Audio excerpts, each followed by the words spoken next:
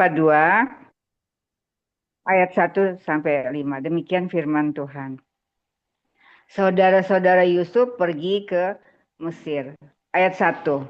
Setelah Yakub mendapat kabar bahwa ada gandum di Mesir, berkatalah ia kepada anak-anaknya, "Mengapa berpandang-pandangan saja?"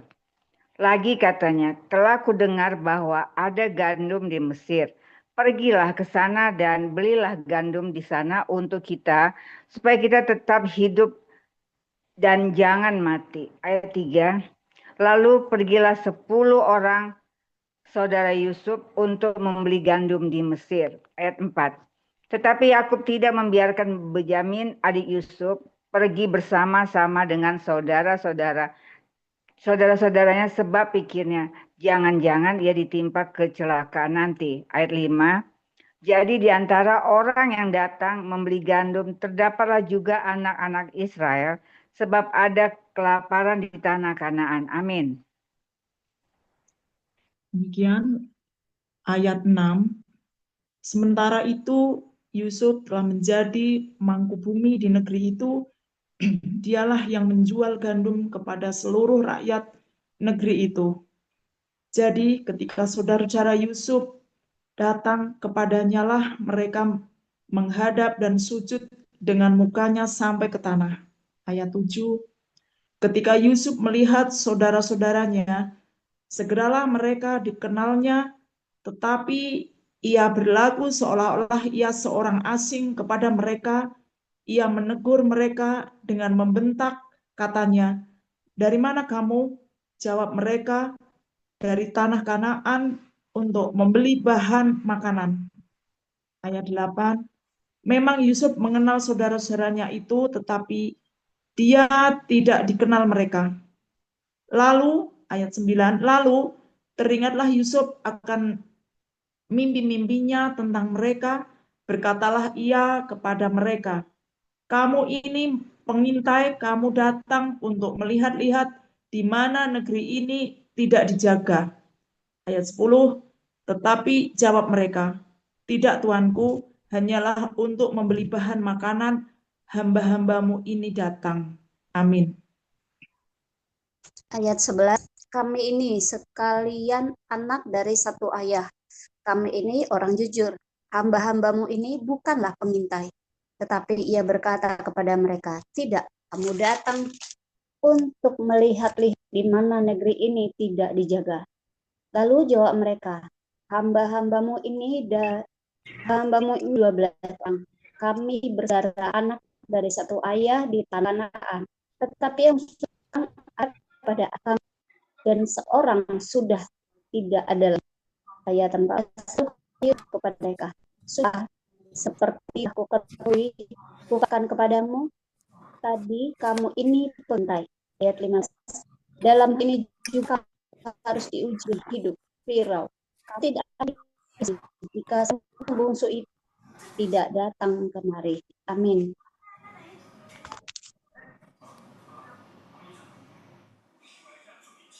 Kalau Ibu Julia ikut baca atau nyimak? Oh iya Bu, ikut Bu. Di ayat Iya, berapa ya Bu? 16 sampai 20.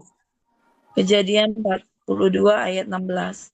Suruhlah seorang daripadamu untuk menjemput adikmu itu, tetapi kamu ini harus tinggal terkurung di sini. Dengan demikian, perkataan dapat diuji, apakah benar, dan jika tidak, demi hidup Firaun, sungguh-sungguhlah kamu ini pengintai. Ayat 17, dan dimasukkannya mereka bersama-sama ke dalam tahanan 3 hari lamanya. Ayat 18, pada hari yang ketiga berkatalah Yusuf kepada mereka, buatlah begini, maka kamu akan tetap hidup. Aku takut akan Allah.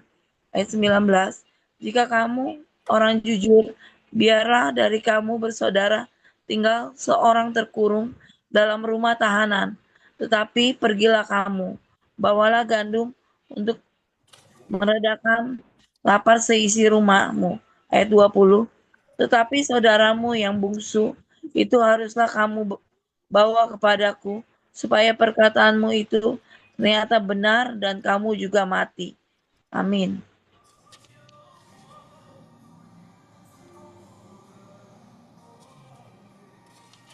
Cornelia. Aku ya, Kak. Ya, Ayat, 21 sampai 25.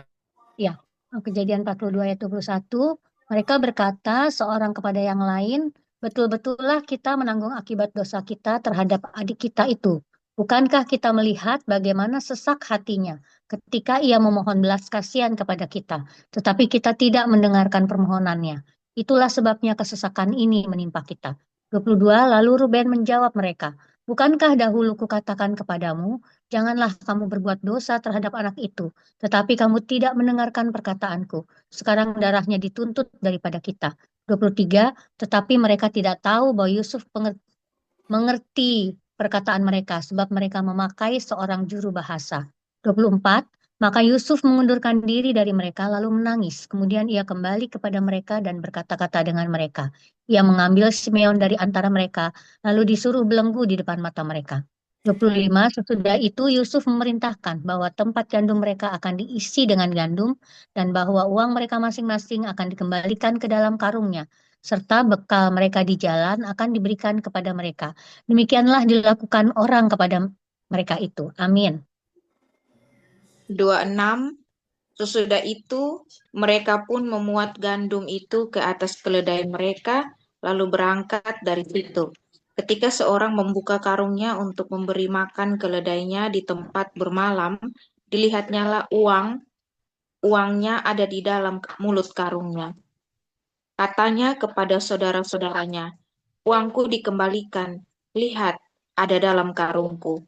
Lalu hati mereka menjadi tawar dan mereka berpandang-pandangan dengan gemetar serta berkata, apakah juga yang diperbuat Allah terhadap kita? 29. Ketika mereka sampai kepada Yakub ayah mereka di tanah Kanaan, mereka menceritakan segala sesuatu yang dialaminya. Katanya, orang itu, yakni yang menjadi tuan atas negeri itu, telah menegur kami dengan membentak dan memperlakukan kami sebagai pengintai negeri itu. Amin. Ayat 31, tetapi kata kami kepadanya, kami orang jujur, kami bukan pengintai. 32, kami 12 orang bersaudara. Anak-anak ayah kami seorang sudah tidak ada lagi, dan yang bungsu ada sekarang pada ayah kami di tanah Kanaan. 33, lalu kata orang itu, yakni yang menjadi tuan atas negeri itu kepada kami, dari hal ini aku akan tahu apakah kamu orang jujur. Dari kamu bersaudara haruslah kamu tinggalkan seorang padaku. Kemudian bawalah gandum untuk meredakan lapar seisi rumahmu dan pergilah. 34, lalu bawalah kepadaku saudaramu yang bungsu itu, maka aku akan tahu bahwa kamu bukan pengintai, tetapi orang jujur, dan aku akan mengembalikan saudaramu itu kepadamu, dan bolehlah kamu menjalani negeri ini dengan bebas. 35, ketika mereka mengosongkan karungnya, tampaklah ada pundi-pundi uang masing-masing dalam karungnya. Dan ketika mereka beserta ayah mereka melihat pundi-pundi uang itu, ketakutanlah mereka. Amin. Amin. Ayat 26. Dan Yakub ayah mereka berkata kepadanya, kamu membuat aku kehilangan anak-anakku. Yusuf tidak ada lagi dan Simeon tidak ada lagi, karena Benyamin pun hendak kamu bawa juga. Aku inilah yang menanggung segala-galanya itu. Ayat 37.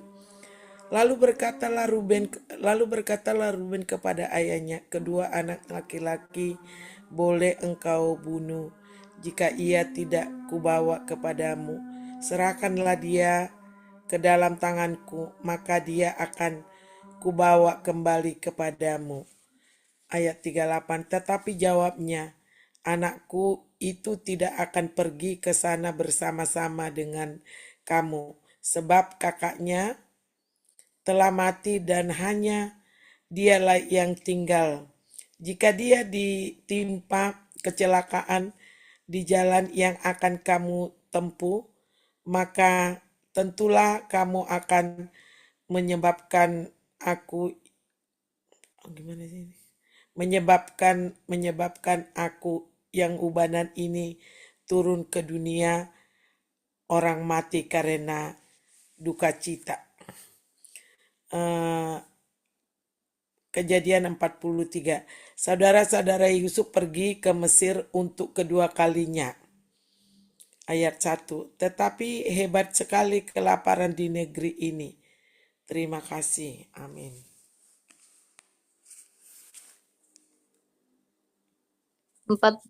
Kejadian 43 ayat 2. Dan setelah gandum yang dibawa mereka dari Mesir habis dimakan, berkatalah ayah mereka, pergilah pula membeli sedikit bahan makanan untuk kita.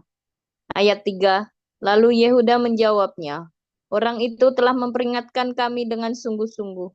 Kamu tidak boleh melihat mukaku jika adikmu itu tidak ada bersama-sama dengan kamu. Ayat 4. Jika engkau mau membiarkan adik kami pergi bersama-sama dengan kami, maka kami mau pergi ke sana dan membeli bahan makanan bagimu. Ayat 5. Tetapi jika engkau tidak mau membiarkan dia pergi, maka kami tidak akan pergi ke sana. Sebab orang itu telah berkata kepada kami, kamu tidak boleh melihat mukaku jika adikmu itu tidak ada bersama-sama dengan kamu. Ayat 6.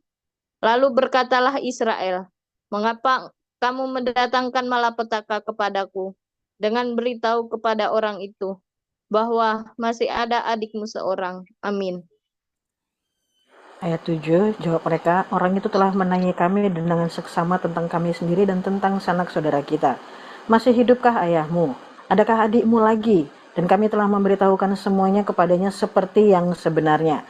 Bagaimana kami dapat menduga bahwa ia akan berkata, bawalah kemari adikmu itu. Lalu berkatalah Yehuda kepada Israel ayahnya, biarkanlah anak itu pergi bersama-sama dengan aku, maka kami akan bersiap dan pergi, supaya kita tetap hidup dan jangan mati, baik kami maupun engkau dan anak-anak kami. Ayat 9, akulah yang menanggung dia, engkau boleh menuntut dia daripadaku, jika aku tidak membawa dia kepadamu dan menempatkan dia di depanmu. Maka akulah yang berdosa terhadap engkau untuk selama-lamanya. Jika kita tidak berlambat-lambat, maka tentulah kami sekarang sudah 2 kali pulang. Ayat 11, lalu Israel ayah mereka berkata kepadanya, jika demikian, perbuatlah begini, ambillah hasil yang terbaik dari negeri ini dalam tempat gandummu, dan bawalah kepada orang itu sebagai persembahan, sedikit balsam dan sedikit madu, damar dan damar ladan, buah kemiri dan buah badam. Amin. Ibu Emelda ikut baca? Ya, ikut. Ya, silakan. 12. Dan bawalah uang 2 kali lipat banyaknya, uang yang telah dikembalikan ke dalam mulut karung-karungmu itu haruslah kamu bawa kembali. Mungkin itu suatu kekhilafan. 13. Bawalah juga adikmu itu, bersiaplah dan kembalilah pula kepada orang itu. Allah yang Maha Kuasa kiranya membuat orang itu menaruh belas kasihan kepadamu, supaya ia membiarkan saudaramu yang lain itu beserta Benyamin kembali. Mengenai aku ini, jika terpaksa aku kehilangan anak-anakku, biarlah juga kehilangan. 15. Lalu orang-orang itu mengambil persembahan itu dan mengambil uang 2 kali lipat banyaknya, beserta Benyamin juga. Mereka bersiap dan pergi ke Mesir. Kemudian berdirilah mereka di depan Yusuf. Amin. 16. Ketika Yusuf melihat Benyamin bersama-sama dengan mereka, berkatalah ia kepada kepala rumahnya, bawalah orang-orang ini ke dalam rumah, sembelilah seekor hewan dan siapkanlah itu, sebab orang-orang ini akan makan bersama-sama dengan aku pada tengah hari ini. 17. Orang itu melakukan seperti yang dikatakan Yusuf, dan dibawanyalah orang-orang itu ke dalam rumah Yusuf. 18. Lalu ketakutanlah orang-orang itu, karena mereka dibawa ke dalam rumah Yusuf. Kata mereka, yang menjadi sebab kita dibawa ke sini ialah perkara uang yang dikembalikan ke dalam karung kita pada mulanya itu, supaya kita disergap dan ditangkap, dan supaya kita dijadikan budak dan keledai kita diambil. 19. Karena itu mereka mendekati kepala rumah Yusuf itu dan berkata kepadanya di depan pintu rumah. 20. Mohon bicara Tuan, kami dahulu datang kemari untuk membeli bahan makanan. Amin. Amin. Ayat 21. Tetapi ketika kami sampai ke tempat bermalam dan membuka karung kami, tampaklah uang kami masing-masing dengan tidak kurang jumlahnya ada di dalam mulut karung. Tetapi sekarang kami membawanya kembali. Ayat 22. Uang lain kami bawa juga kemari untuk membeli bahan makanan. Kami tidak tahu siapa yang menaruh uang kami itu ke dalam karung kami. Ayat 23. Tetapi jawabnya, tenanglah, tenang sajalah. Jangan takut, Allahmu dan Allah Bapamu telah memberikan kepadamu harta terpendam dalam karungmu. Uang itu telah kuterima. Kemudian dikeluarkannya lah Simeon dan dibawanya kepada mereka. Ayat 24. Setelah orang itu membawa mereka ke dalam rumah Yusuf, diberikannya lah air, supaya mereka membasuh kaki, juga keledai mereka diberikannya makan. Ayat 25. Sesudah itu mereka menyiapkan persembahannya, menantikan Yusuf datang pada waktu tengah hari, sebab mereka telah mendengar bahwa mereka akan makan di situ. Amin. Ayat 26. Ketika Yusuf telah pulang, mereka membawa persembahan yang ada pada mereka itu kepada Yusuf di dalam rumah, lalu sujud kepadanya sampai ke tanah. Ayat 27. Sesudah itu ia bertanya kepada mereka, apakah mereka selamat? Lagi katanya, apakah ayahmu dan tua yang kamu sebutkan itu selamat? Masih hidupkah ia? Ayat 28.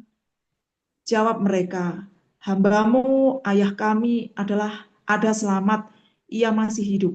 Sudah itu berlututlah mereka dan sujud. Ayat 29. Ketika Yusuf memandang kepada mereka, dilihatnyalah Benyamin adiknya yang seibu dengan dia, lalu bertanya, inikah adikmu yang bungsu itu yang telah kamu sebut-sebut kepadaku? Lagi katanya, Allah kiranya memberikan kasih karunia kepadamu adikku. Ayat 30. Lalu segeralah Yusuf pergi dari situ sebab hatinya sangat terharu merindukan adiknya itu, dan dicarinyalah tempat untuk menangis. Ia masuk ke dalam kamar lalu menangis di situ. Amin. Ayat 31. Sesudah itu dibasuhnyalah mukanya dan ia tampil keluar. Ia menahan hatinya dan berkata, hidangkanlah makanan. Lalu dihidangkanlah makanan bagi Yusuf tersendiri, bagi saudara-saudara tersendiri, dan bagi orang Mesir yang bersama-sama makan dengan mereka itu tersendiri. Sebab orang Mesir tidak boleh makan bersama dengan orang Ibrani. Karena hal itu suatu kekejian orang Mesir. Saudara itu duduk di depan Yusuf, dari yang sulung sampai yang bungsu, sehingga mereka berpanas heran. Lalu disajikan kepada mereka hidangan dari meja Yusuf. Tetapi yang diterima Benyamin adalah 5 kali lebih banyak dari setiap orang yang lain. Lalu minumlah mereka dan bersukaria bersama-sama dengan dia.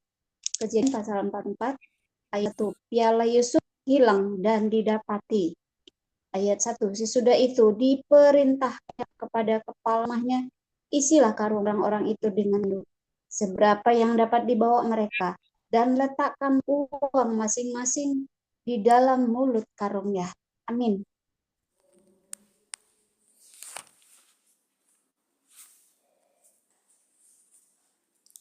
Lim Julia, Ibu Lim Julia. Ya. 3 ya Bu, apa 2 ya tadi? Ya, 2 sekarang. Kejadian 44 ayat 2. Dan pialaku, piala perak itu, taruhlah di dalam mulut karung anak yang bungsu, serta uang pembayar gadungnya juga. Maka diperbuatnyalah seperti yang dikatakan Yusuf. Ayat 3. Ketika paginya hari terang, tanah orang melepas mereka berserta keledai mereka. Ayat 4. Tetapi baru saja mereka keluar dari kota itu, belum lagi jauh jaraknya. Berkatalah Yusuf kepada rumahnya, bersiaplah, kejarlah orang-orang itu, dan apabila engkau sampai kepada mereka, katakanlah kepada mereka, mengapa kamu membalas yang baik dengan yang jahat? Ayat 5. Bukankah ini piala yang dipakai tuanku untuk minum, dan yang biasa dipakainya untuk menelah? Kamu berbuat jahat dengan melakukan yang demikian. Ayat 6. Ketika sampai kepada mereka, diberitakannya lah kepada mereka, perkataan Yusuf itu. Ayat 7. Jawab mereka kepadanya, mengapa tuanku mengatakan perkataan yang demikian? Jauhlah daripada hamba-hambamu ini untuk berbuat begitu. Amin. Ayat 8. Bukankah uang yang kami dapati di dalam mulut karung kami telah kami bawa kembali kepadamu dari tanah Kanaan? Masakan kami mencuri emas atau perak dari rumah tuanmu? Pada siapa dari hamba-hambamu ini kedapatan piala itu? Biarlah ia mati juga kami ini akan menjadi budak tuanku. Ayat 10. Sesudah itu berkatalah ia, ya usulmu itu baik, tetapi pada siapa kedapatan piala itu? Hanya dialah yang akan menjadi budakku, dan kamu yang lain akan bebas dari salah. 11. Lalu mereka masing-masing menurunkan karungnya ke tanah dan masing-masing membuka karungnya. 12. Dan kepada kepala rumah itu memeriksanya dengan teliti. Ia mulai dengan yang sulung sampai kepada yang bungsu, maka kedapatanlah piala itu dalam karung Benyamin. Amin. Lanjut 13. Ibu Martense. 13 ayat 13 sampai 4 ayat ayat 13. Lalu mereka mengoyakkan jubahnya dan masing-masing memuati keledainya dan mereka kembali ke kota. 14. Ketika Yehuda dan saudara-saudaranya sampai ke dalam rumah Yusuf, Yusuf masih ada di situ. Sujudlah mereka sampai ke tanah di depannya. 15. Berkatalah Yusuf kepada mereka, perbuatan apakah yang kamu lakukan ini? Tidakkah kamu tahu bahwa seorang yang seperti aku ini pasti dapat menelaah? 16. Sesudah itu berkatalah Yehuda, apakah yang akan kami katakan kepada Tuanku? Apakah yang akan kami jawab? Dan dengan apakah kami akan membenarkan diri kami? Allah telah memperlihatkan kesalahan hamba-hambamu ini. Maka kami ini budak tuankulah kami, baik kami maupun orang pada siapa kedapatan piala itu. Ayat 17, tetapi jawabnya, jauhlah daripadaku untuk berbuat demikian. Pada siapa kedapatan piala itu, dialah yang akan menjadi budakku, tetapi kamu ini pergilah kembali dengan selamat kepada ayahmu. Amin. Yehuda membela Benyamin. 18. Lalu tampillah Yehuda mendekatinya dan berkata, mohon bicara tuanku, izinkanlah kiranya hambamu ini mengucapkan sepatah kata kepada tuanku, dan janganlah kiranya bangkit amarahmu terhadap hambamu ini, sebab tuanku adalah seperti Firaun sendiri.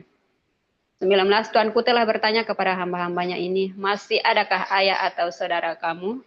20. Dan kami menjawab, tuanku, kami masih mempunyai ayah yang tua dan masih ada anaknya yang muda, yang lahir pada masa tuanya. Kakaknya telah mati. Hanya dia sendirilah yang tinggal dari mereka yang seibu. Sebab itu ayahnya sangat mengasihi dia. 21. Lalu tuanku berkata kepada hamba-hambamu ini, bawalah dia kemari kepadaku, supaya mataku memandang dia. 22. Tetapi jawab kami kepada tuanku, anak itu tidak dapat meninggalkan ayahnya, sebab jika ia meninggalkan ayahnya, tentulah ayah ini mati. Amin. Ayat 23.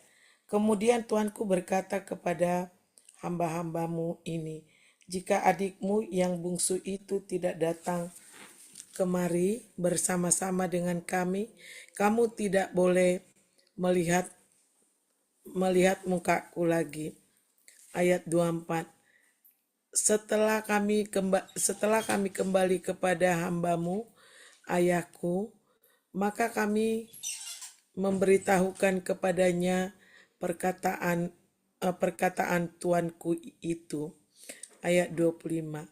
Kemudian ayah kami itu berkata, kembalilah kamu membeli sedikit bahan makanan bagi kita. Ayat 26.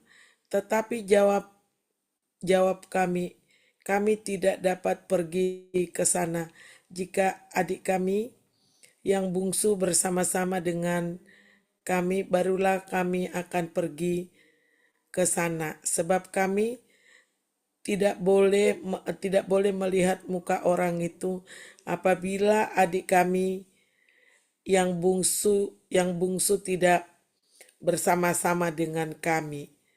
Kemudian berkatalah hambamu ayahku kepada kami, kamu tahu bahwa istriku telah melahirkan 2 orang anak bagiku.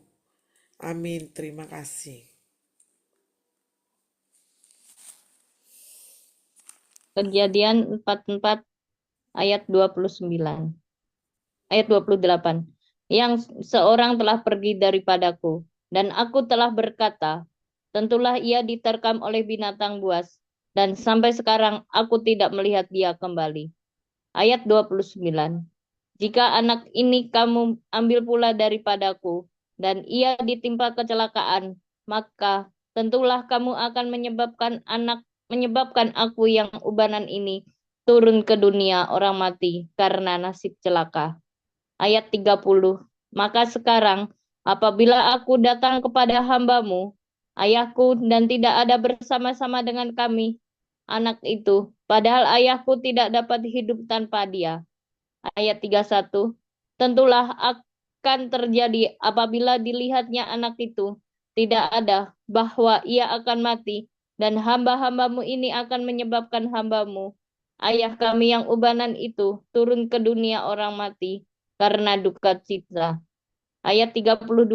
Tapi hambamu ini telah menanggung anak itu terhadap ayahku dengan perkataan, jika aku tidak membawanya kembali kepada Bapa, maka akulah yang berdosa kepada Bapa untuk selama-lamanya. Amin. Ayat 33. Oleh sebab itu, baiklah hambamu ini tinggal menjadi budak tuanku menggantikan anak itu. Dan biarlah anak itu pulang bersama-sama dengan saudara-saudaranya. 34. Sebab masakan aku pulang kepada ayahku apabila anak itu tidak bersama-sama dengan aku. Aku tidak akan sanggup melihat nasib celaka yang akan menimpa ayahku. Matius pasal 23 ayat yang pertama. Yesus mengecam ahli-ahli Taurat dan orang-orang Farisi. Maka berkatalah Yesus kepada orang banyak dan kepada murid-muridnya, katanya, ahli-ahli Taurat dan orang-orang Farisi telah menduduki kursi Musa. Sebab itu turutilah dan lakukanlah segala sesuatu yang mereka ajarkan kepadamu, tetapi janganlah kamu turuti perbuatan-perbuatan mereka, karena mereka mengajarkannya tetapi tidak melakukannya. Ayat 4. Mereka mengikat beban-beban berat lalu meletakkannya di atas bahu orang, tetapi mereka sendiri tidak mau menyentuhnya. Amin. Ayat 5, semua pekerjaan yang mereka lakukan hanya dimaksud supaya dilihat orang. Mereka memakai tali sembayang yang lebar dan jumbai yang panjang. Mereka suka duduk di tempat terhormat dalam perjamuan dan di tempat terdepan di rumah ibadat. Mereka suka menerima penghormatan di pasar dan suka dipanggil rabi. Ayat 8, tetapi janganlah kamu disebut rabi, kerana hanya satu rabimu, dan kamu semua adalah saudara. 9, dan janganlah kamu menyebut siapapun bapa di bumi ini, kerana hanya satu bapakmu, yaitu Dia yang di syurga. Amin. 10. Janganlah pula kamu disebut pemimpin, karena hanya satu pemimpin, yaitu Mesias. Barang siapa terbesar di antara kamu, hendaklah ia menjadi pelayan. Dan barang siapa meninggikan diri, ia akan direndahkan. Dan barang siapa merendahkan diri, ia akan ditinggikan. Celakalah kamu, hai ahli-ahli Taurat, dan orang-orang Farisi, hai kamu orang-orang munafik, karena kamu menutup pintu-pintu kerajaan sorga di depan orang, sebab kamu sendiri tidak masuk dan kamu merintangi mereka yang merusak untuk masuk. Celakalah kamu, hai ahli-ahli Taurat dan orang-orang Farisi, hai kamu orang yang munafik, sebab kamu menelan rumah janda-janda, sedang kamu mengelabui mata orang dengan mengelabui mata orang dengan doa yang panjang-panjang. Sebab itu kamu pasti akan menerima hukuman yang lebih berat. 15. Celakalah kamu, hai ahli-ahli Taurat dan orang-orang Farisi, hai kamu orang-orang munafik, sebab kamu mengarungi lautan dan menjelajah daratan untuk mentobatkan satu orang saja menjadi penganut agamamu. Dan sesudah ia bertobat, kamu menjadikan dia orang neraka, yang 2 kali lebih jahat daripada kamu sendiri. Amin. Celakalah kamu, hai pemimpin-pemimpin buta, yang berkata, bersumpah demi bait suci. Sumpah itu tidak sah, tetapi bersumpah demi emas, bait suci, sumpah itu mengikat. 17. Hai kamu orang-orang bodoh dan orang-orang buta, apakah yang lebih penting, emas atau bait suci yang menguduskan emas itu? Ayat 18. Bersumpah demi mesbah. Sumpah itu tidak sah, tetapi bersumpah demi persembahan yang ada di atasnya, bersumpah itu mengikat. Ayat 19. Hai kamu orang buta, apakah yang lebih penting, persembahan atau mesbah yang menguduskan persembahan itu? Ayat 20. Karena itu barang siapa bersumpah demi mesbah, ia bersumpah demi mesbah dan juga demi segala sesuatu yang terletak di atasnya. Amin. Ayat 21.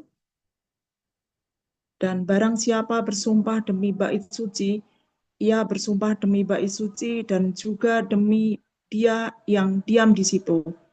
Ayat 22. Dan barang siapa bersumpah demi surga, ia bersumpah demi tahta Allah dan juga demi dia yang bersemayam di atasnya.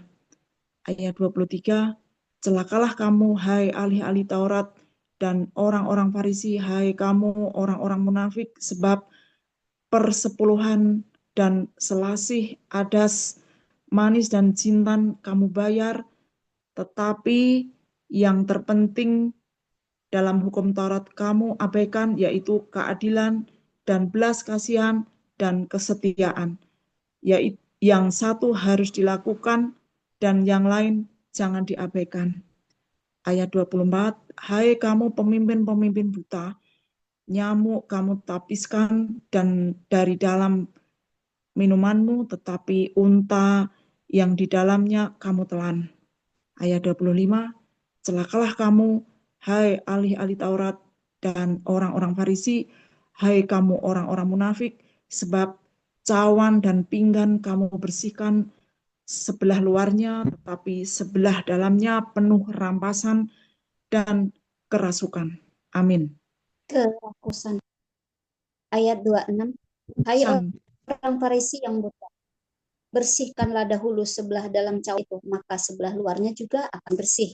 27. Celakalah kamu, hai ahli-ahli Taurat dan orang-orang Farisi, hai kamu orang-orang munafik, sebab kamu sama seperti kurang di lebur putih, yang sebelah luarnya memang bersih terangnya, tetapi yang sebelah dalamnya penuh tulang belulang dan berbagai jenis kotoran. 28. Demikian juga kamu sebelah luar kamu tampak benar di sebelah dalam kamu penuh kemunafikan dan kedurjanaan. Celakalah kamu, hai ahli-ahli Taurat dan orang-orang Farisi, hai kamu orang-orang munafik, sebab kamu membangun makam nabi-nabi dan memindah tugu orang-orang saleh, dan berkata, jika kami hidup di zaman nenek moyang kita, tentulah kami tidak ikut dengan mereka dalam pembunuhan nabi-nabi itu. Amin. Ibu Lim Julia. Iya Bu, tadi sampai di ayat berapa ya Bu? Di ayat berapa ya Bu? Sekarang ayat 31. Matius ayat 31. Tetapi dengan demikian kamu bersaksi terhadap diri kamu sendiri bahwa kamu adalah keturunan pembunuh nabi-nabi itu. Ayat 32. Jadi penuhilah juga takaran nenek moyangmu. Ayat 33. Hai kamu ular-urai. Hai kamu keturunan ular beludak. Bagaimanakah mungkin kamu dapat meluputkan diri dari hukuman neraka? Ayat 34. Sebab itu, lihatlah, aku mengutus kepadamu nabi-nabi orang-orang bijaksana dan ahli-ahli Taurat. Separuh di antara mereka akan kamu bunuh dan kamu salibkan. Yang lain akan kamu sesah di rumah-rumah ibadahmu dan kamu aniaya dari kota ke kota. Ayat 35.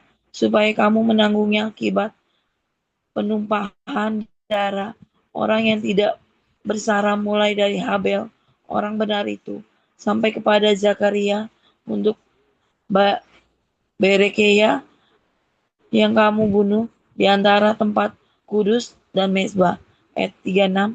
Aku berkata kepadamu, sesungguhnya semua itu akan ditanggung angkatan ini. Amin.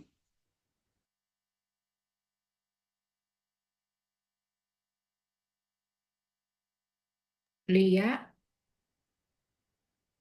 halo Jeng Lia, di unmute atau lewat dulu ya, Ibu Martence. Keluhan terhadap Yerusalem, ayat 37. Yerusalem, Yerusalem, engkau yang membunuh nabi-nabi dan melempari dengan batu orang-orang yang diutus kepadamu.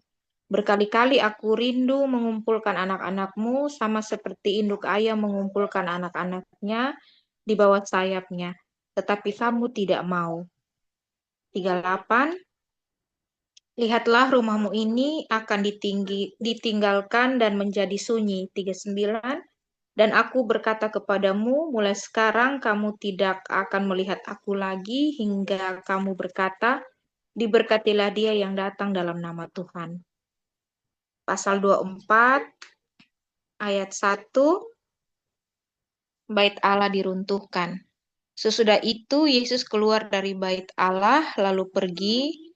Maka datanglah murid-muridnya dan menunjuk kepada bangunan-bangunan bait Allah. Ayat 2, ia berkata kepada mereka, kamu melihat semuanya itu? Aku berkata kepadamu, sesungguhnya tidak satu batu pun di sini akan dibiarkan terletak di atas batu yang lain. Semuanya akan diruntuhkan. Amin. Permulaan penderitaan. Ayat 3, ketika Yesus duduk di atas bukit Zaitun, datanglah murid-muridnya kepadanya untuk bercakap-cakap sendirian dengan dia. Kata mereka, katakanlah kepada kami, bila manakah itu akan terjadi dan apakah tanda kedatanganmu dan tanda kesudahan dunia? 4. Jawab Yesus kepada mereka, waspadalah supaya jangan ada orang yang menyesatkan kamu. 5. Sebab banyak orang yang akan datang dengan memakai namaku dan berkata, akulah Mesias. Dan mereka akan menyesatkan banyak orang. 6. Kamu akan mendengar deru perang atau kabar-kabar tentang perang. Namun berawas-awaslah, jangan kamu gelisah. Sebab semuanya itu harus terjadi, tetapi itu belum kesudahannya. 7. Sebab bangsa akan bangkit melawan bangsa, dan kerajaan melawan kerajaan. Akan ada kelaparan dan gempa bumi di berbagai tempat. Amin. Ayat 8. Akan tetapi semua itu barulah permulaan penderitaan menjelang zaman baru. Ayat 9. Pada waktu itu kamu akan diserahkan supaya disiksa, dan kamu akan dibunuh dan akan dibenci semua bangsa oleh karena namaku. Ayat 10. Dan banyak orang akan murtad dan mereka akan saling menyerahkan dan saling membenci. Ayat 11. Banyak nabi palsu akan muncul dan menyesatkan banyak orang.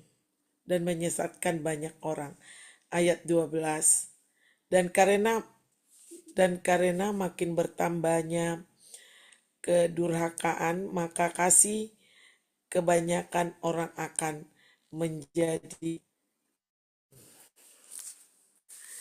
Ayat 13, tetapi orang yang bertahan sampai pada kesudahannya akan selamat. Ayat 14, dan Injil kerajaan ini akan diberitakan di seluruh dunia menjadi kesaksian bagi semua bangsa. Sesudah itu barulah itu tiba kesudahannya. Terima kasih.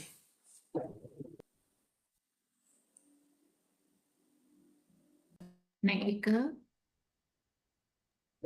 Iya, Bu. Iya. ya, Soalnya di Matius sini hujan 24. berat. Maaf. Oke. Matius 24 ayat Oh, 15 ya. ayat Matius 24 ayat 15. Siksaan yang berat dan Mesias palsu. Ayat 15. Jadi, apabila kamu melihat pembinasaan keji berdiri di tempat kudus, menurut firman yang disampaikan oleh Nabi Daniel, para pembaca hendaklah memperhatikannya. Ayat 16. Maka orang-orang yang di Yudea haruslah melarikan diri ke pegunungan. Ayat 17. Orang yang sedang paranginan di atas rumah, janganlah ia turun untuk mengambil barang-barang dari rumahnya. Ayat 18. Dan orang yang sedang di ladang, janganlah ia kembali untuk mengambil pakaiannya. Ayat 19. Celakalah ibu yang sedang hamil atau yang menyusukan bayi pada masa itu. Ayat 20. Berdoalah supaya waktu kamu melarikan diri itu jangan jatuh pada musim dingin dan jangan pada hari Sabat. Amin. Ayat 21, sebab pada masa itu akan terjadi siksaan yang dahsyat, seperti yang belum pernah terjadi sejak awal dunia sampai sekarang dan yang tidak akan terjadi lagi. Dan sekiranya waktunya dipersingkat, maka dari segala yang hidup tidak akan ada yang selamat.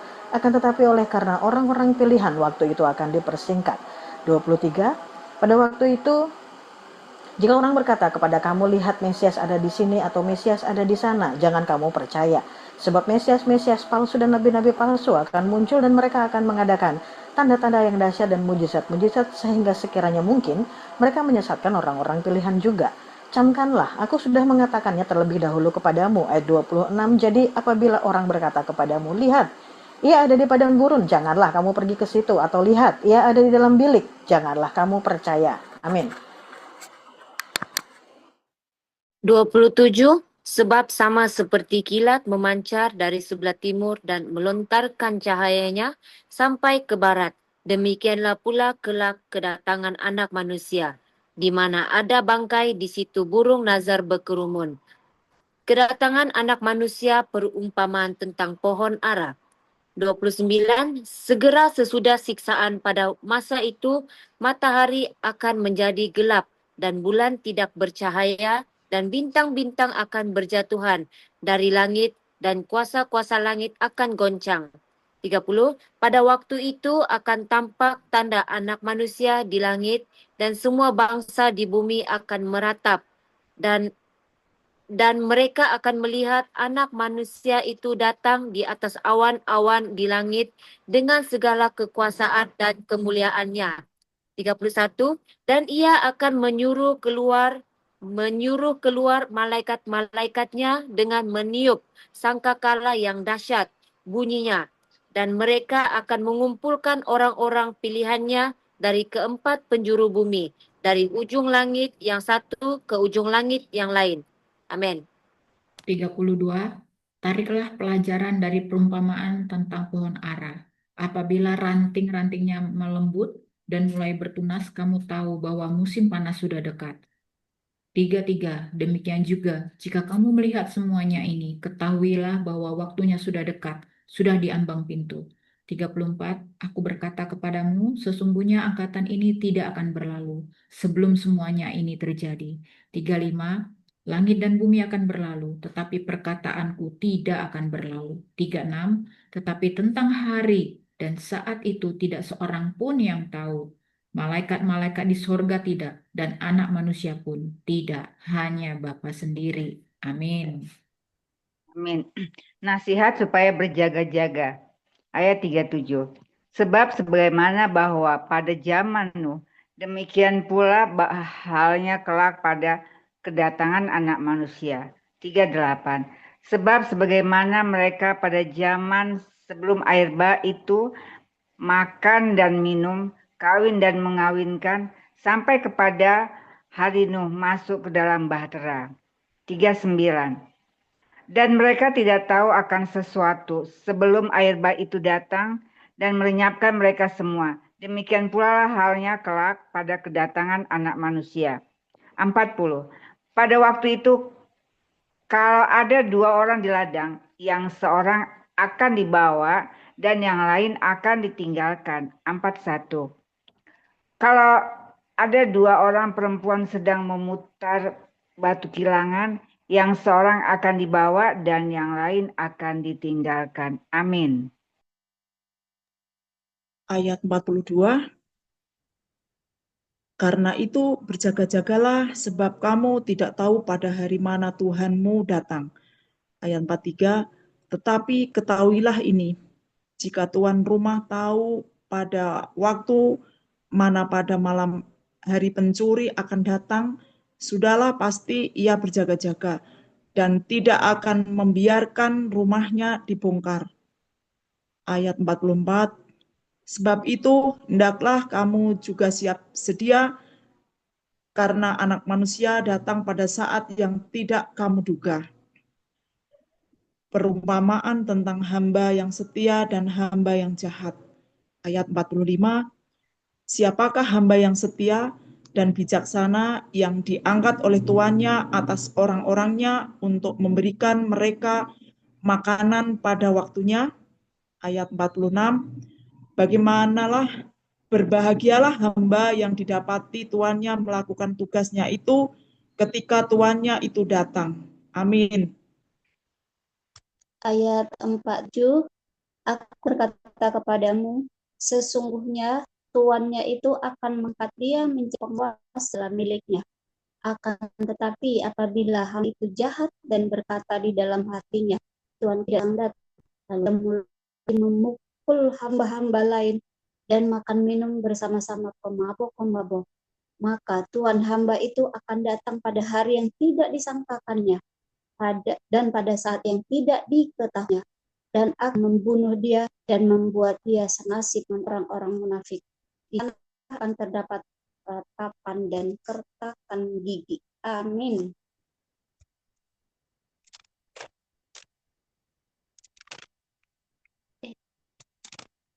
Amin. Kita sudah selesai membaca. Baik, silakan Neng Ike. Neng Ike, Iya, suara saya jelas nggak, Bu? monggo. Soalnya hujan gede. Jelas. Jelas. Oh ya, makasih. Iya. Bentar. Saya masuk dulu soalnya. Terima kasih atas bacaan firman yang sudah dibacakan bersama ya. Dari Kejadian 42 sampai 44, saya khususnya dan kita semua, kita belajar tentang mengampuni seperti Yusuf yang pernah disakiti saudara-saudaranya, tapi memilih maafkan dan membiarkan Tuhan bekerja dalam hidupnya.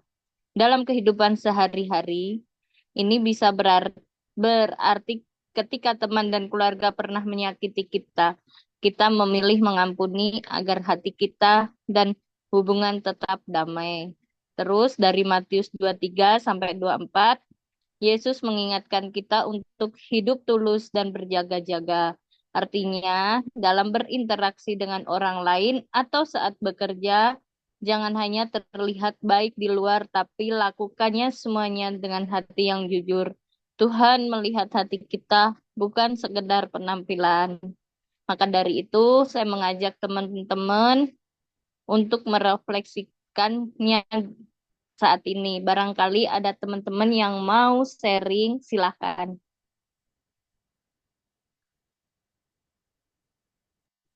Silakan, ada yang mau sharing? Saya dulu ya, Bu ya. Ya Neng Ike ya. Kalau saya seperti tadi Neng Ike bilang di kejadian itu, kejadian 42, 43, 44 ya. Bagaimana belajar saya dari Yusuf memang ya pastinya adalah benar-benar yang sangat pemaaf ya. Dia memaafkan kakak-kakaknya yang telah melakukan kejahatan kepada dia begitu. Walaupun kakaknya itu di pasal yang kita baca itu belum tahu ya kalau itu adalah si Yusuf seperti itu. Tetapi pembelajarannya adalah bahwa di dalam kehidupan kakak beradik ini pasti ada saja saling iri mengiri gitu ya. Tetapi jangan sampai perasaan-perasaan itu kemudian membuat benteng yang semakin jauh ya. Justru biasanya ada saudara yang semakin kaya, dia semakin merendahkan saudaranya yang lain gitu. Tetapi sebaliknya Yusuf semakin dia diberkati, semakin dia mengasihi keluarganya ya, terbukti dengan dia memberi gandum, mengembalikan uang eh, untuk pembelian gandum, bahkan mau menjamu adik-adik kakak-kakaknya walaupun dia kakak-kakaknya ini belum menyadari bahwa itu adalah Yusuf. Nah, kalau yang dari Matius 23 yang Neng Ika ya saya belajar itu memang firman itu adalah seperti pedang bermata dua. Ketika saya bicara itu bisa untuk saya sendiri dan untuk kita semua. Saya baca banyak sekali kata-kata celakalah ya. Sebenarnya berulang-ulang kita membaca. Tetapi ini adalah peringatan sebenarnya untuk kita semua yang sudah mengenal firman Tuhan, yang sudah melakukan pelayanan kemana-mana. Begitu ya. Celakalah, celakalah. Dan di mana-mana ada celaka. Dan yang mungkin juga adalah teguran itu adalah Matius 5:23 ayat 15. Ini saya melihatnya sebagai satu misi penginjilan. Kita melakukan penginjilan, tetapi kita adalah justru ketika kita membawa satu jiwa ke dalam satu pertobatan, tetapi sebenarnya kitalah yang menjadi batu sandungan kepada orang yang melakukan pertobatan tersebut. Celaka kamu, hai orang-orang ahli Taurat dan orang-orang Farisi, hai kamu orang-orang munafik, sebab kamu mengarungi lautan dan menjelajahi daratan untuk mentobatkan satu orang saja menjadi penganut agamamu. Dan sesudah ia bertobat, kamu menjadikan dia orang neraka yang 2 kali lebih jahat daripada kamu sendiri. Ya, ini untuk kita semua, orang-orang yang di sini menjadi pelayan-pelayan Tuhan. Mari kita sama-sama koreksi diri. Kita menggaungkan misi penginjilan. Kita kemana-mana mengabarkan berita baik. Kita mencari jiwa tanpa kita menyadari, gitu ya. Ternyata ketika sudah ada jiwa yang diselamatkan, justru kitalah yang membawa dia justru lebih jahat daripada eh, apa yang kita harapkan. Ya, inilah dia kata-kata celaka tadi. Dan saya juga lihat ada celaka lagi di mengenai kepalsuan tadi di Matius 24. Ya, Matius 24 ayat mana tadi, ayat 4. Matius 24 ayat 4. Was-was jangan ada orang yang menyesatkan kamu dengan media sosial yang ada sekarang. Kita ini fondasinya harus kuat, makanya segala sesuatu menurut saya kita harus kembali kepada firman Tuhan nih, Alkitab yang kita baca, supaya kita tidak terseret dengan media sosial yang kita pikir benar, ternyata adalah tidak berdasarkan Alkitab, seperti itu. Jadi juga yang menjadi teguran juga untuk kita hati-hati nih ya, terutama yang ikut-ikut sekolah-sekolah, sekolah-sekolah lain ya. Ini ayat Matius 24 ayat 24. Sebab Mesias-Mesias palsu dan nabi-nabi palsu akan muncul dan mereka akan mengadakan tanda-tanda yang dahsyat dan mujizat-mujizat sehingga sekiranya mungkin mereka menyesatkan orang-orang pilihan juga. Nah, ini ternyata bukan hanya orang yang kadang-kadang kita berpikir mungkin ya sebagai orang Kristen, wah kita kuat di dalam Holy Spirit ya, yang kita pikir Holy Spirit, tetapi kita lemah di dalam firman Tuhan. Karena Allah yang kita sembah adalah Allah di dalam roh dan kebenaran. Artinya dua itu adalah paket. Berarti bukan Allah itu bukan hanya roh aja ya, tapi kita minus firman itu sudah salah. Kita tidak tahu roh apa. Sehingga kadang tanpa kita menyadari ada sekolah-sekolah yang mungkin mencetak orang untuk melakukan mukjizat-mukjizat seperti itu ya, mengundang Holy Spirit yang mungkin dipikir Holy Spirit, tapi ternyata orang yang dicetak itu sendiri kurang mempersiapkan dirinya dengan firman Tuhan. Nah, terjadilah tanda-tanda mukjizat ini tadi ya, yang kita pikir ini benar-benar dari Tuhan, ternyata tidak gitu ya. Jadi ini harus hati-hati juga dengan musisat-musisat palsu, penyesatan-penyesatan itu bisa terjadi karena kita kadang-kadang terlalu takjub. Jadi memang harus hati-hati. Ya, kita semua di sini yang sudah membaca firman memang harus benar-benar berhikmat dalam menghadapi juga siapapun yang kita hadapi supaya tidak langsung terlalu gampang percaya gitu ya, tetapi segala sesuatunya harus diuji. Itu Neng Ike dari saya. Thank you.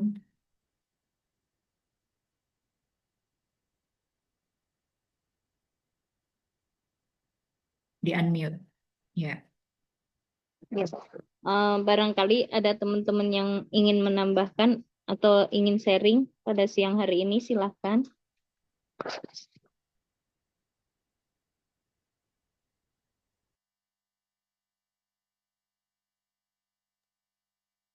Oke, Neng Ike, aku tambahkan sedikit ya. Menyambung tadi yang dikatakan Kak Joli yang di Matius 24 tentang munculnya nabi-nabi palsu yang mengadakan tanda-tanda yang dahsyat dan mujizat-mujizat. Saya minggu yang lalu ada seseorang yang menelpon saya, dia masih keluarga. Dia bercerita tentang dia bertobat, tetapi dia masih ragu-ragu oleh apa yang dia lakukan itu benar apa enggak di mata Tuhan. Jadi saya tanya itu semakin ketahuan lah dosa dia dari awal itu apa. Jadi kedua kalinya dia nikah. Terus dia memakai ayat, dia udah berapa kali ngasih tahu ini ayat, dia pegang terus. Akhirnya aku kasih tahu dia, baca dari atas sampai ke bawahnya, jangan penggal itu ayat-ayat. Tapi kemudian dia bilang bahwa belakangan dia seperti Tuhan kasih karunia buat dia. Dia kalau ada yang sakit, dia bisa tahu gitu obatnya apa. Terus kemudian dia kasih tahu lagi, kalau bakal ada kecelakaan. Saya jadi langsung teringat oleh apa yang dikatakan Bapak Samuel Ang. Pernah ada di kelompok kita waktu minta didoakan. Jadi dia pun sama seperti itu. Dia bernubuat itu kepada orang-orang yang didoakan, tapi nubuatan dia itu hal-hal yang mengerikan. Nah, terus dan itu kejadian. Nah, kadang kita kalau kita dia Tuhan kasih dia karunia yang luar biasa. Tapi kemudian akhirnya Pak Samuel Ang bilang, nah ini kita harus hati nih kita, tapi mungkin tidak semuanya ya.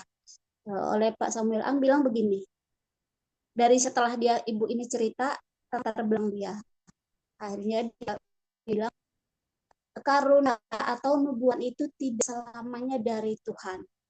Karena nubuatan dari Tuhan itu tidak ada nubuatan yang mencelakakan. Maksudnya hal-hal yang buruk aja. Akan kecelakaan, akan kenapa-napa dia besok, akan sakit ini, dia akan ini. Nah, itu. Jadi aku jadi ingat narik kemarin ke nih saudara yang nelpon itu, dia pun seperti itu. Jadi saya ingat oleh yang dikatakan Pak Samuel itu, saya kasih tahu dia. Akhirnya dia cerita lagi, dia buka lagi kesalahannya atau dosa dia yang sebelumnya. Terus akhirnya bertanya, ini yang apakah sah di mata Tuhan? Saya bilang, kalau menurut kita tidak. Nah, terus gimana dong? Saya sekarang jadi pengerja di gereja, singer. Nah, sekarang sering banyak terjadi ya kalau perayaan itu banyak mimbar, berdiri di mimbar, membawa firman segala macam, tapi belakang itu dosa itu sungguh banyak. Jadi saya jadi ingat itu dikatakan Pak Joli tadi akan tanda yang dahsyat mujizat, karena dia bangga banget gitu dengan apa yang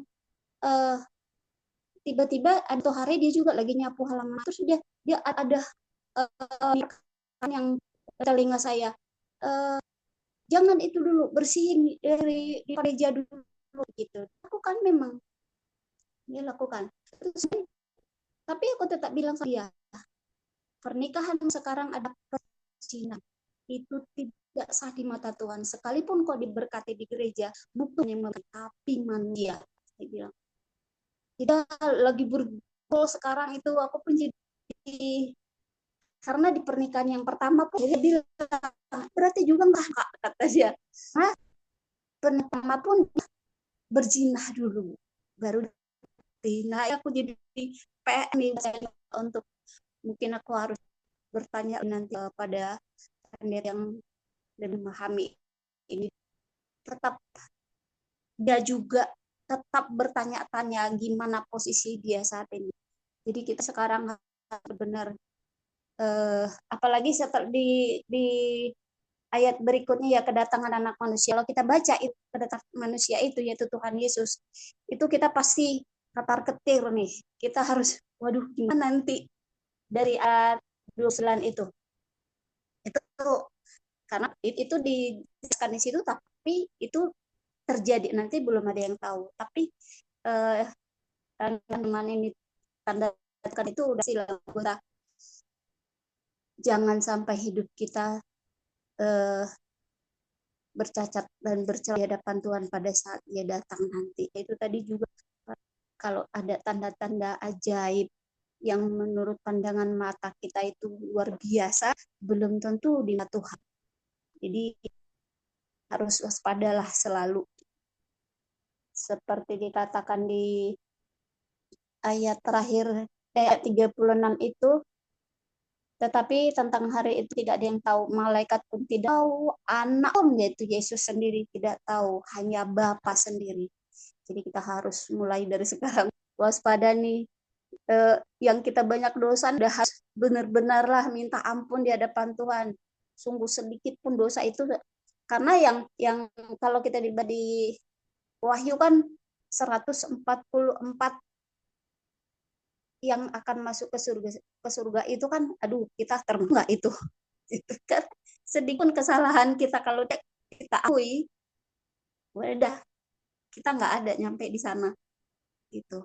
Ini jadi teguran-teguran lah buat ini, apalagi tadi yang di pasal 23 itu celakalah sampai ayat 29 celakalah semuanya itu udah teguran banget lah, peringatan buat kita semua. Itu yang saya sampaikan. Terima kasih.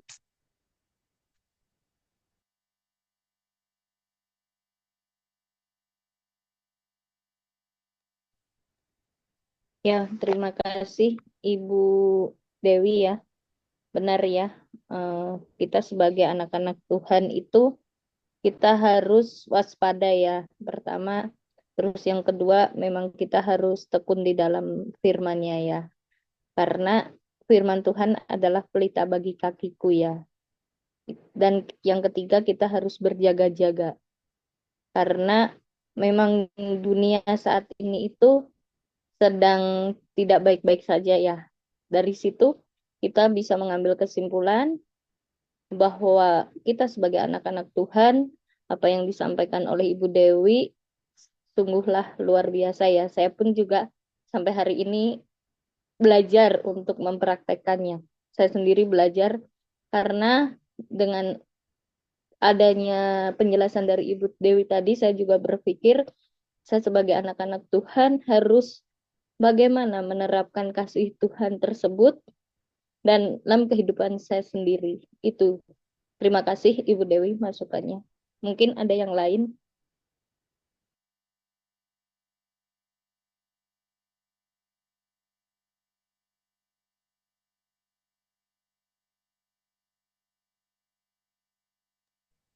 Monggo ibu-ibu, kalau ada yang lain mau berbagi rema atau kesaksian.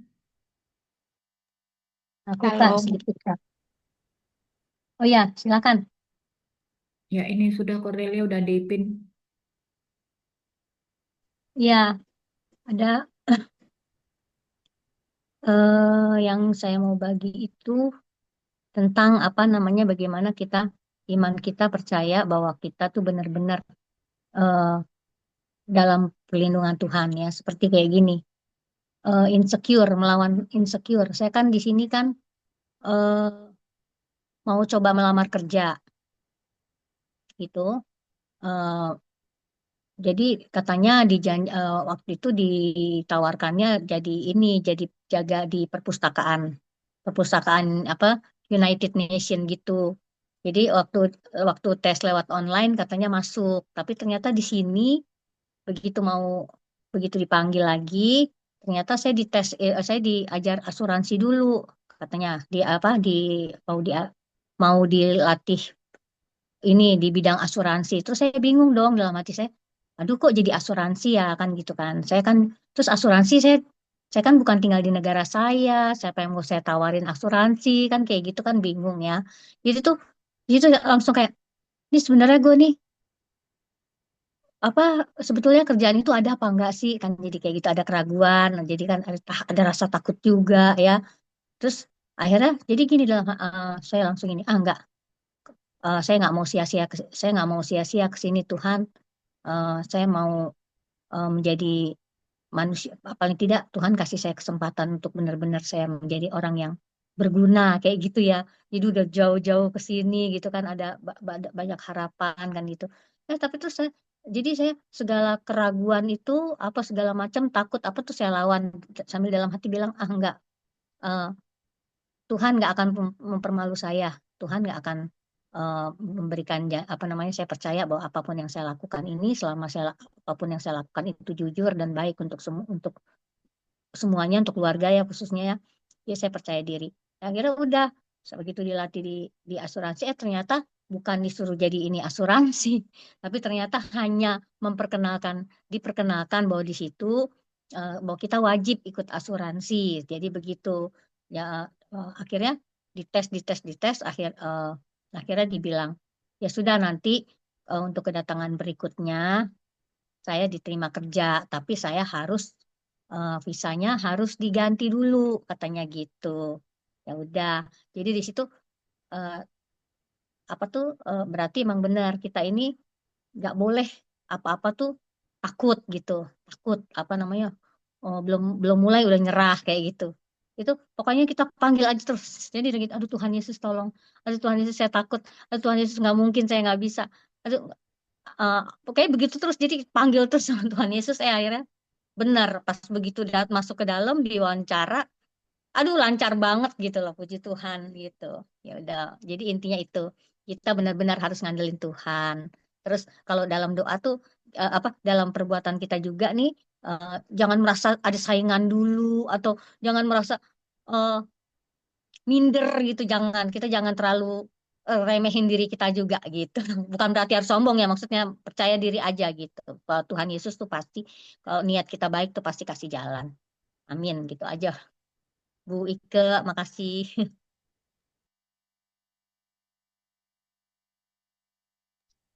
Terima kasih Ibu Cornelia. Saya pun waktu dulu, waktu mau menerima penghargaan dan dinyatakan masuk 10 besar lawan saya se-Indonesia, saya pun sama dengan Ibu Cornelia ya. Saya nggak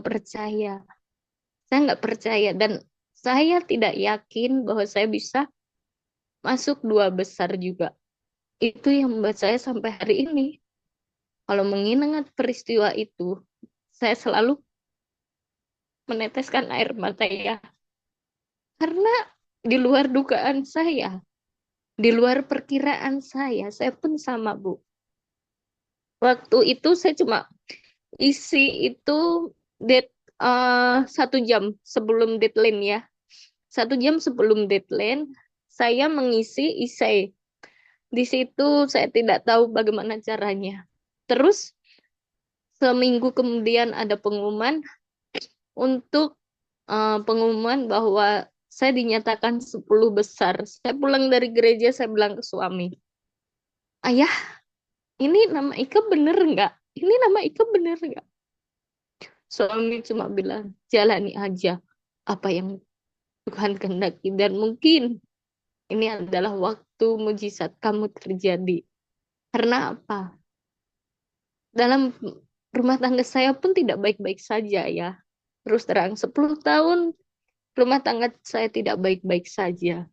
mengalami banyak pergumulan, mengalami banyak tantangan, lika-liku dalam kehidupan.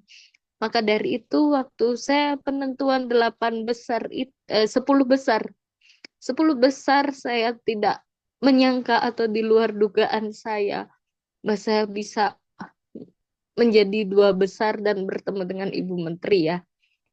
Dan disitulah maka kalau kita percaya dan andalkan Tuhan, pasti Tuhan bukakan. Walaupun jalan Tuhan tidak terselami oleh kita, asalkan kita mau taat dan setia. Saya terus terang baru terbuka juga waktu dipimpin oleh Ibu Joli ya. Dalam genting-genting rumah tangga saya mau hancur. Saya nggak tahu datang kepada siapa, tapi puji Tuhan, saya diperkenalkan oleh salah satu teman saya dari Tasik untuk bertemu dengan Ibu Joli. Di situ perubahan terjadi dan saat ini saya juga mengucapkan terima kasih atas bimbingan Ibu Joli yang sampai hari ini mau memberikan saya masukan, wawasan yang terbaik sehingga buah-buah roh yang dulunya mungkin tersimpan di dalam diri saya saat ini sudah mulai ada atau bermunculan. Itu Bu. Terus terang saya nggak bisa cerita panjang lebar karena kalau mengingat peristiwa itu saya sangat sedih dan terima kasih untuk masukannya Ibu Cornelia. Mungkin ada teman-teman yang lain. Terima kasih, saya mau tambah sedikit, Bu. Ya, kita tahu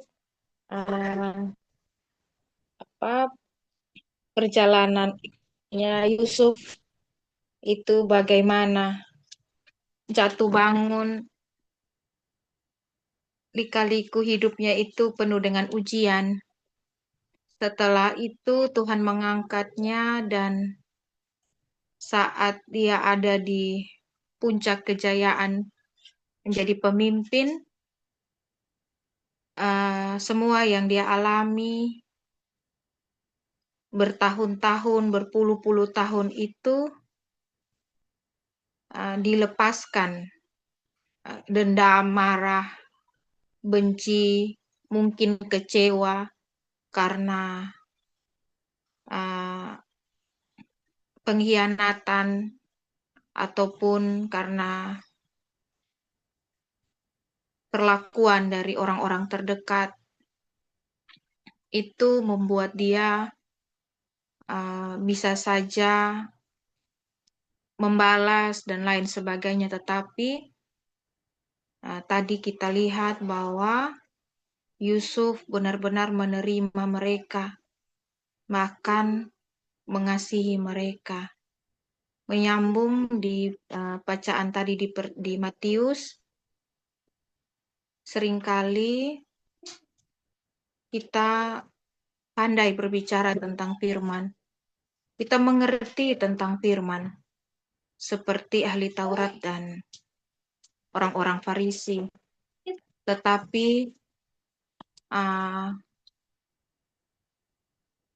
kita masih tetap menyimpan dendam terhadap orang-orang terdekat. Itu juga yang sementara saya pribadi gumuli terhadap orang-orang terdekat, misalnya suami ataupun keluarga yang lain, tentang kepahitan dan lain sebagainya. Artinya saya boleh berbicara, membaca serta merenungkan firman setiap hari. Mungkin ada rema setiap hari yang saya dapat, tetapi itu tidak menjadi darah daging saya, tetapi itu semua jadi tidak berguna oleh karena saya menyimpan dendam. Sehingga apa bedanya saya dengan ahli Taurat yang pandai berbicara, tetapi hanya di mulut dan tidak menghidupi. Itu saja sih Bu, Tuhan berkati kita semua. Shalom.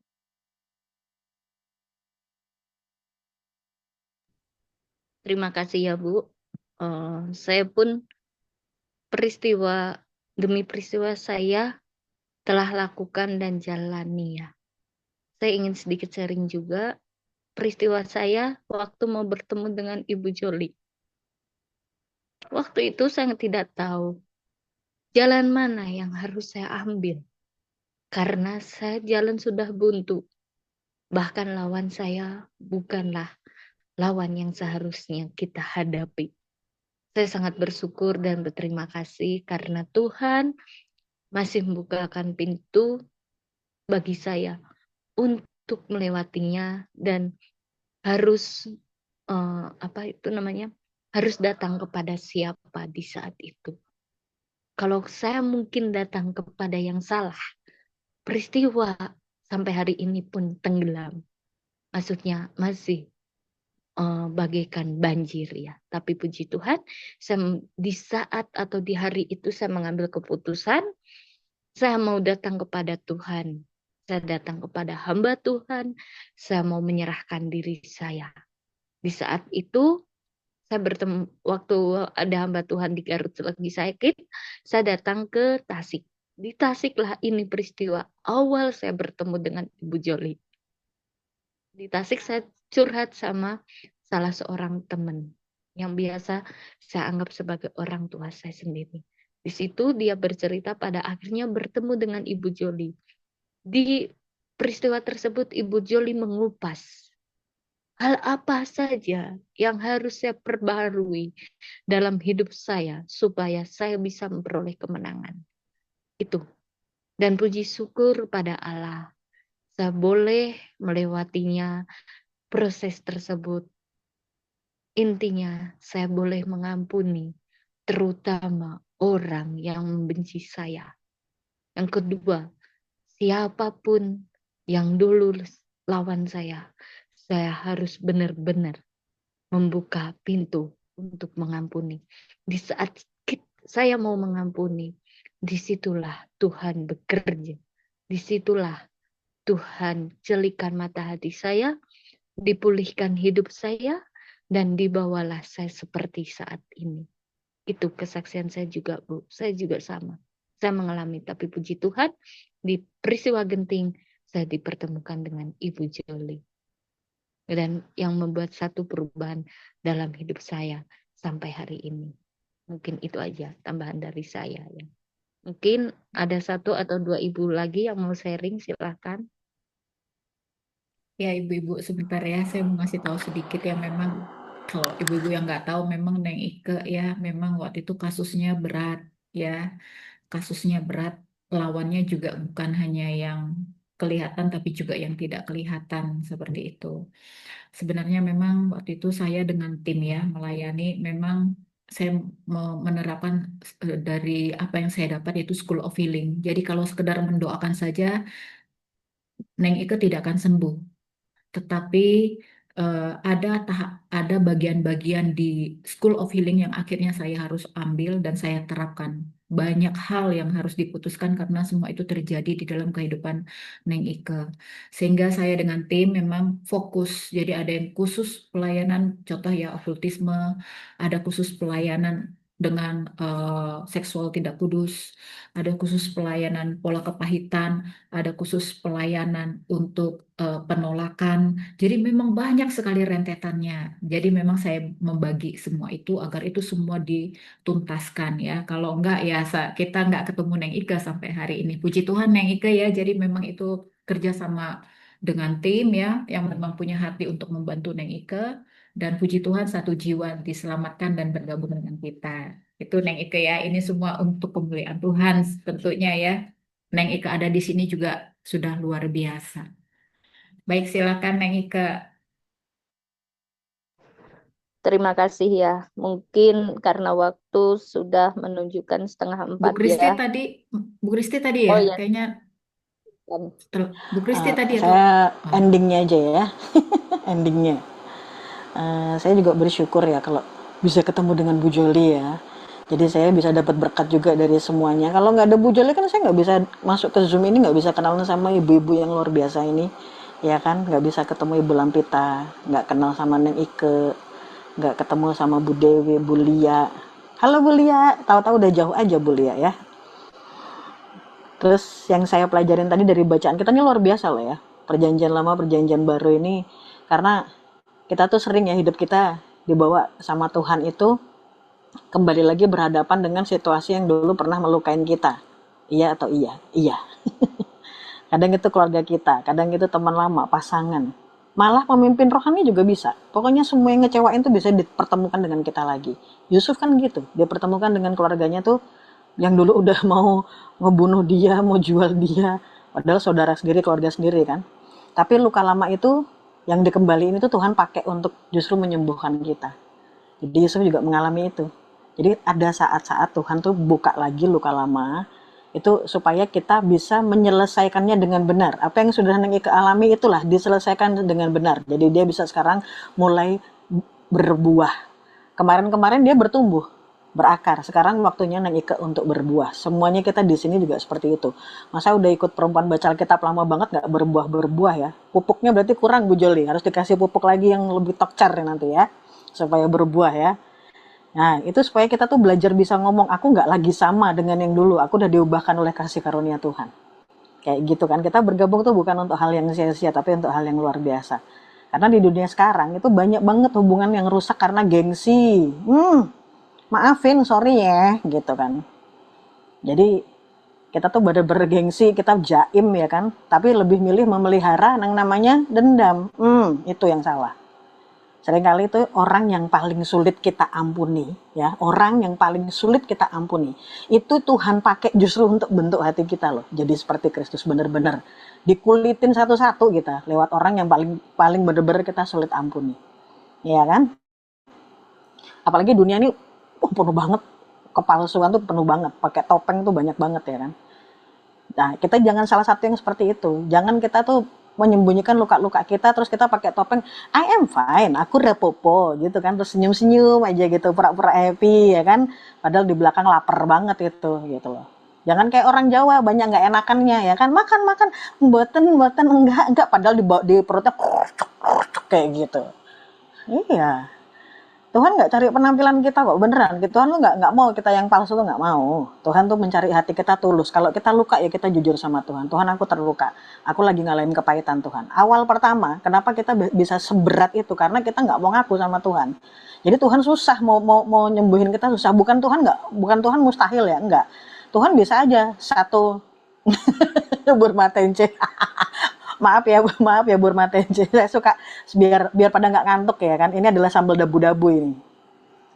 Jadi Tuhan itu bukannya nggak mungkin nolong kita, enggak. Tuhan dengan satu kedipan mata bisa kok pulihin kita. Tapi kita izinkan Tuhan nggak untuk memperbuat itu semua, mengizinkan Tuhan nggak ngerjain mujizat itu sama kita, memulihkan kita. Yang Neng Ike lakukan itu adalah dia mengizinkan Tuhan untuk masuk. Dan dia mulai minta tolong dari Bu Joli atau dari rekan-rekan sekitar. Tolongin saya dong Bu Joli, saya tuh pengen begini. Kondisi saya begini. Dan melalui proses yang sedemikian panjang, saya juga tahu tuh prosesnya tuh. Sekarang Neng Ike ada seperti Neng Ike sekarang, ya kan? Walaupun sinyal itu kalau udah keganggu hujan, sama di sini juga hujan, udah hilang putus nyambung. Tapi api-api Roh Kudusnya itu tidak pernah bisa padam sekarang. Jadi pelihara terus itu Neng Ike ya. Saya bisa lihat dengan jelas Neng Ike itu mau dibawa Tuhan lebih tinggi lagi. Jadi jangan pernah batasin kuasa Tuhan atas kehidupan dari Neng Ike ya. Nah terus kadang tuh ya kita tuh suka iri sama apa? Iri sama orang jahat yang masih bisa tenang, ya kan? Iri sama orang yang udah nyakitin kita. Buat apa? Kenapa orang jahat kok masih dibiarin tenang sama Tuhan? Kenapa orang yang menzolimi kita, ya kan, masih hidup enak, bahkan ekonominya lebih di atas kita, ya kan? Sedangkan kita kayak, Tuhan aku tolong, Tuhan masih gitu aja. Pahami betul, waktu kita melihat orang-orang yang kita iriin itu, ya kan, kenapa sih kok dia kayak gitu? Oh tenang, itu Tuhan nggak diam aja. Tuhan sedang nulis proses yang lebih besar. Tuhan lagi nulis bab baru di buku kehidupannya kita. Jadi jangan, nggak apa-apa orang lo ketawa gitu kan. Ngeliat orang yang nyakitin kita, nggak apa-apa, aku ampuni kamu. Lo sekarang nggak apa-apa. Nanti pada masanya dia akan dibikin hap sama Tuhan. Jadi jangan pernah kita melihat kayak dia udah jahatin aku. Titenono, kalau orang Jawa kan bilangnya, liatin kau nanti kan, tunggu saatnya. Enggak. Untuk kita mendapatkan pembelaan dari Tuhan, ya kan? Kita tunggu Tuhan tuh turun tangan. Kita yang penting yang kita lakukan angkat tangan aja. Nah, pemulihan Tuhan itu memang jalannya panjang, nggak instan, ya kan? Tanya deh Nengika itu udah berapa lama tuh? Untuk sampai ke jalan ini kan nggak 1-2 hari kan Nengika kan, masih lama itu. Butuh ini, masih butuh doa puasa, pelepasan dulu, dilepaskan satu-satu, semua dosa-dosa, semuanya nggak bener dikulitin satu-satu dan itu nggak enak, bener nggak enak. Karena saya pernah juga ngalamin kayak gitu.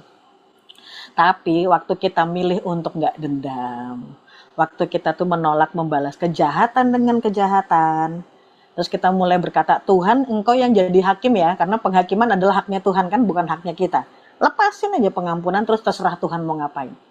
Saya juga pernah, Tuhan saya pernah disakitin sama orang begini. Aku nggak terima Tuhan. Tapi aku mau belajar lepasin, Tuhan ajalah yang ngatur.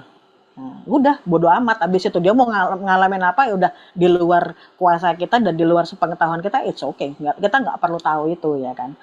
Nah kemudian yang terakhir adalah dari Matius itu kita belajar untuk kita jangan keras hati ya. Jadi kalau kita lihat hari-hari ini tuh orang tuh banyak banget yang menghakimi kita, bener-bener udah mudah tersinggung ya kan, senggol bacok ya kan, statusnya udah kayak gitu, hati-hati senggol bacok gitu kan, apalagi kalau kayak saya yang kemarin tuh lagi PMS ya kan, senggol bacok nih kan gitu. Kalau udah bawaannya lapar gua makan loh kan gitu kan. Milikilah kelembutan hati ya kan, miliki kelembutan hati, karena Tuhan tuh manggil kita tuh nggak sama loh, setiap pribadi di sini kan nggak ada yang sama panggilannya. Ya kan, ada yang dengan kehangatan, ada yang dengan kelembutan, tapi tetap aja kita harus mengampuni apapun alasannya itu. Karena apa? Dunia makin lama makin dingin, jadi kita jangan ikut-ikutan dingin. Justru kita melahirkan suatu pengampunan itu sebagai nyala api dari kasih Kristus ya, yang menunjukkan kasih itu masih hidup di setiap kehidupan kita, pelayanan kita, keluarga kita, ya kan? Jadi kalau Tuhan ngizinin seseorang yang zaman dulu nih nongol lagi nih, pengennya kita gitu kan, pukul aja dia, tinju aja, tonjok aja gitu, enggak. Tapi justru ada kita bisa lihat polanya Tuhan, patternnya Tuhan. Ketika Tuhan mau pertemukan kembali dengan orang yang pernah nyakitin kita, itu kesempatan supaya kita melepaskan pengampunan secara real, ya kan? Jadi ingat aja Tuhan tuh masih nulis cerita-cerita. Jadi jangan pernah nyerah. Kayak Nengika ini soalnya gini, kadang-kadang orang-orang ya yang baru mendapatkan suatu berkat-berkat itu berapi-api. Saya juga dulu punya teman cowok jauh usianya di bawah saya udah nganggapnya udah kayak keponakan aja kan, kayak adik gitu ya. Dia itu murtadin. Nah, waktu dia murtadin awal-awalnya menyala-nyala dalam Tuhan. Yes, pokoknya berkat Tuhan tuh yes. Pokoknya mujizat Tuhan, api dari Tuhan menyala-nyala gitu. Saya cuma lihat dari jauh aja. Karena sebenarnya penderitaanmu belum dimulai gitu. Ikut Tuhan tuh nggak selamanya indah, beneran. Karena semuanya intinya ujian buat kita itu belajar proses semua. Nah benar. Karena yang dia lihat adalah wah waktu aku ikut Tuhan itu luar biasa begini sehingga dia lupa. Waktu dia jatuh dalam satu pencobaan, dia dites sama Tuhan. Aku mau mati aja Tuhan, aku nggak sanggup. Loh. Terus saya cuma bilang, loh kemana? Sukacitamu yang berapi-api dulu itu kayak itu mana?